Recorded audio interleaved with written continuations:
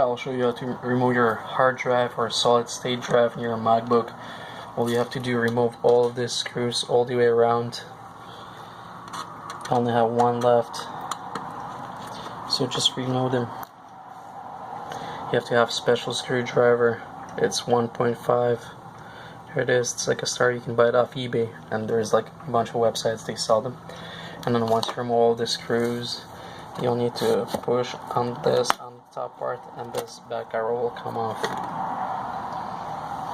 And as you can see right here, there's going to be one more screw you'll need to remove. It's the same size. Remove this thing and then push this thing out.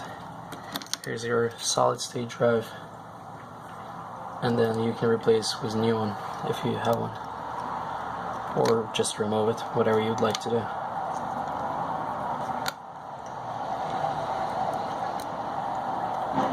And then put this thing back in.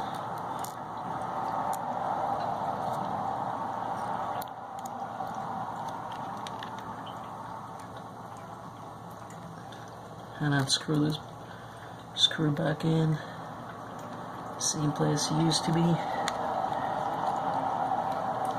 And then you'll have to do the back cover same way.